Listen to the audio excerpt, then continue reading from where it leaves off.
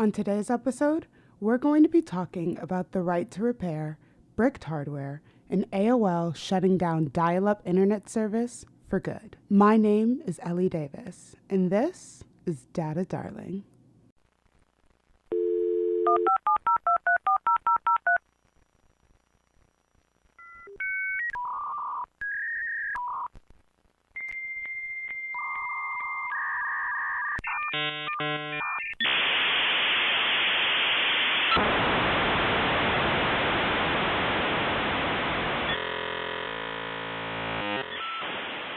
So today's episode was inspired by a tweet that I saw about the Google Nest thermostats. Google Nest is a line of smart home products that includes doorbells, speakers, and of course, thermostats that can all be controlled conveniently from the Google Home app. Nest Labs was founded in 2010 by the godfather of the iPad, Tony Fadell.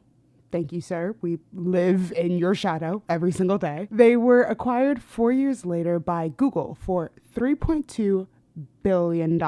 And fun fact, this offer was in cash.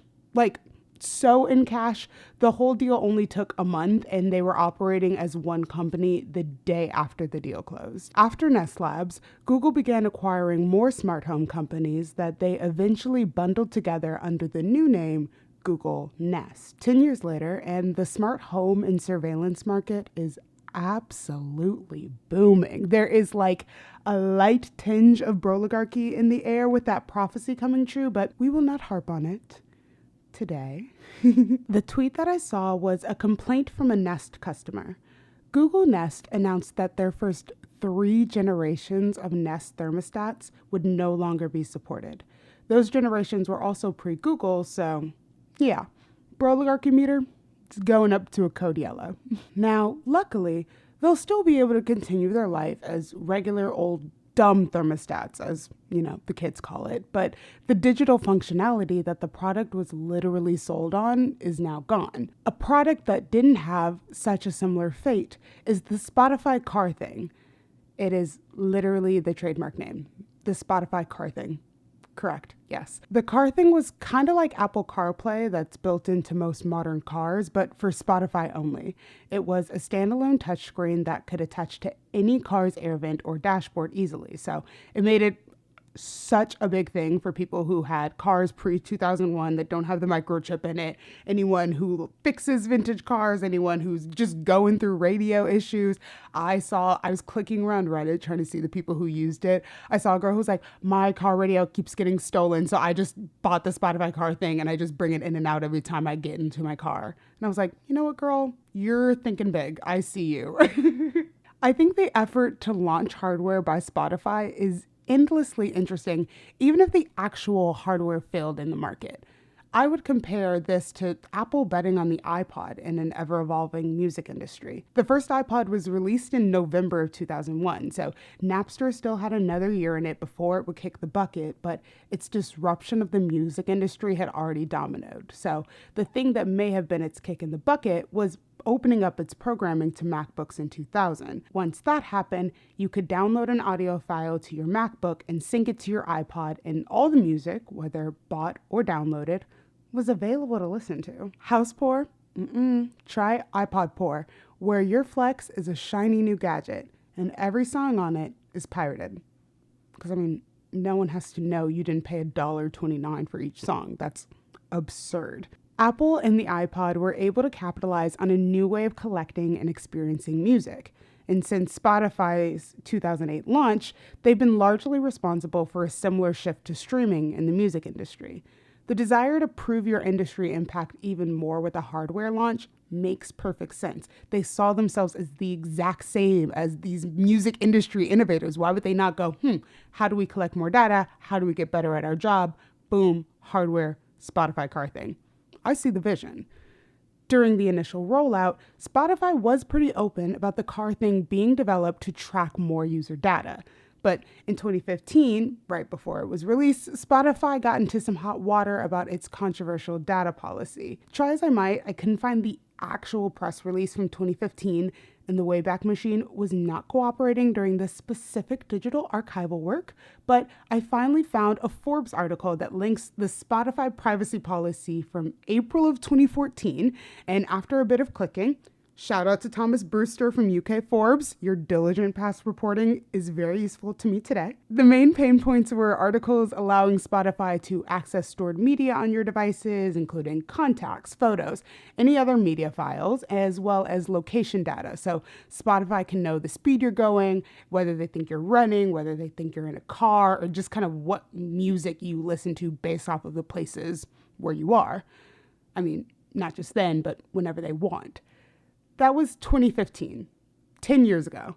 And the privacy policy update in every single article that I read called it creepy, called it invasive, said that they were scared.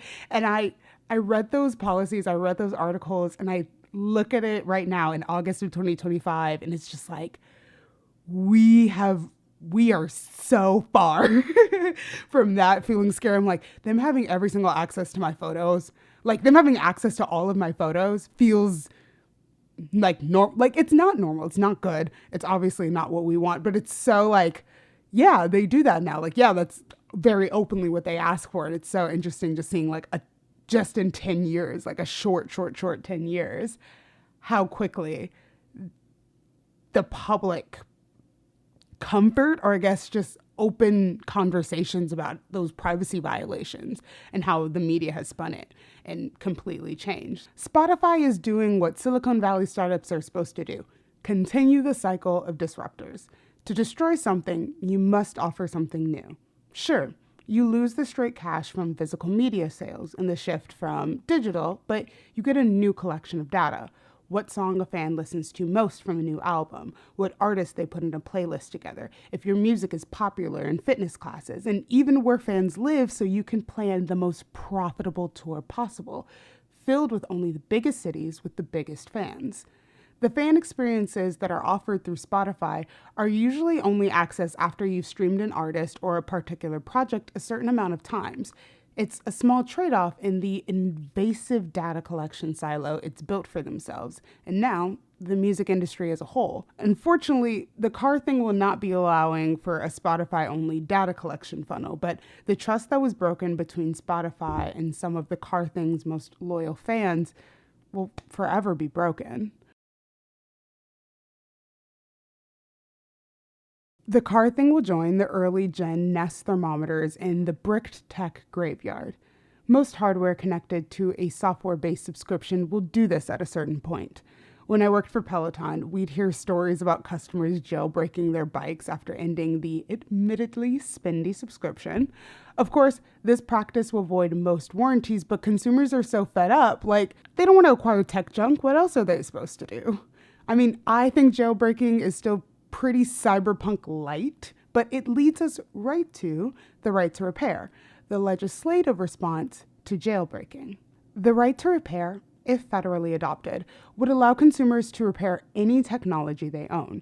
You can repair your own iPhone battery, update the storage on your laptop with your own hard drive, or enhance an electric bike, all without fearing legal retaliation from companies. At the time of recording this, there are only 4 states that have passed right to repair legislation. That is Minnesota, Colorado, California, and New York, which, not to be a policy head, but like likely 4 to be doing legislation. And that, like, yeah, duh, it's Minnesota and Colorado, girl. Like, who else is it going to be? YouTuber Louis Rossmann is one of the largest civilian advocates for right to repair. His video was another spark for this episode when I saw a video titled "Change Your Profile Picture to Clippy." I could explain it, but let Rossmann tell it to you himself. I grew up in the 90s, a time when Microsoft had hell and fury fall down upon them because they bundled a web browser with their operating system. Whether you think this is a good idea or not, I personally think that a web browser being installed in every single person's computer that's standards non-compliant, that is so bad that you can literally get a virus from visiting a website, has its problems. But when you look at what it is that companies got in trouble for in the 90s, it just doesn't hit the same when you look at what companies get away with now. I remember having a Dell Dimension 233 back in the day, and if you wanted to get the one that had slightly better graphics, they would give you a free installation of Microsoft Office. And with Microsoft Office back in the day, it came with Clippy. Whether or not you like Clippy and whether or not you liked Microsoft Office or having an operating system that had the browser built into it that could easily get you a virus when you visited other websites that were trying to invade your privacy, the one thing that you could say, unlike Facebook, who is trying to profit off of young girls that feel suicidal, Clippy simply wanted to help. He might have been annoying, but he just wanted to help. There were no ulterior motives. If you told Clippy that you were having a bad day, he wasn't going to use that information to try and figure out which advertiser to sell you to, nor was he trying to steal your personal data or get you to purchase other Microsoft products. He had no ulterior motives. He was simply there to help. Unlike many modern pieces of software, like what you get from Adobe or Intuit, where you can't buy QuickBooks anymore, you can't buy a video editor anymore, you have to pay a subscription fee for it. If I were to boot up that computer that has not been used for 28 years, and I wanted to start up Microsoft Word, I could do so without connecting to the internet. And Clippy would still be there, happy and as enthusiastic as ever. There is no trust between consumers and corporations anymore. Subscriptions are killing innovation, and bricking is building a wall of dead tech around even the most die-hard techies. Rossmann has drafted a pretty loyal fan base, and if you're in the know, you will see Clippy profile pictures all over the internet. Like, it's so big, it's even on LinkedIn. It's already on LinkedIn, and it only happened like 2 weeks ago. So it's big deal internet, you know? If the olds got it, it might even be on Facebook. I haven't had a Facebook account since like 2019, so I don't know what's going on over there, but good luck, brothers. And it may not seem like it ties in, but the allegiance to Clippy connects us all the way to our final topic, which is AOL shutting down their dial-up internet service for good. There were less than 120,000 subscribers using the service in 2023. And we just could not talk about this. The sound of dial-up is the podcast theme song. I mean, I make Al Gore's internet jokes all the time. This hits home. And even without that, dial-up going away may be the official death of Web 1.0. I'm not sure if the web can formally die, but similar to updates in ChatGPT, once an old model is obsolete, there's really no use in preserving them. Now that we are fully immersed in the land of TikToks and generative AI, the read-only web looks primitive. And also, I mean this with love, the kids cannot read. And I was going to make a joke. I was going to kind of breeze through this.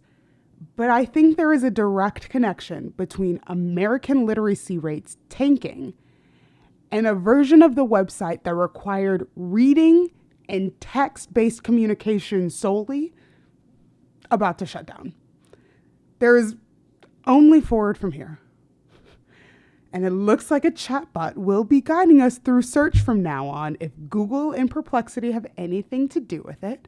When I sat with it and was thinking about the dial-up, I realized that we will just never be alone on the internet again. The way that we learn the internet and the way that we learn technology won't be through our friends, won't be through human interaction. It'll be through an AI bot. It will be through a Clippy descendant, you know, and one that doesn't value our privacy, one that wants to analyze who we are, one that will guide us to certain ideas and products and lifestyles, not because it sees who we are, but because it knows what we will be capable of with the right seeds planted within us. You know what I mean? And that's just kind of like a lonely thought. I know lonely may be a weird word considering I just said we'll never be alone on the internet again, but it's always say I am a child of the internet. I am here and I am exactly who I am because I spent a lot of time alone on the internet.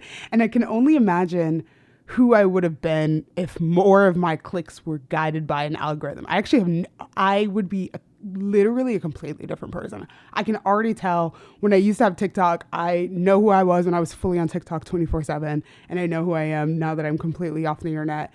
And I know who I was when I was a kid discovering the world through the internet. And being able to experience all of those things in the same 10-year span and see how communication styles and see how discovery of self has shifted so quickly on the internet. It's just lonely isn't the right word. Maybe it's just sad, but it's just it's put me in a very, very deeply reflective state about what the internet looks like with humans on it.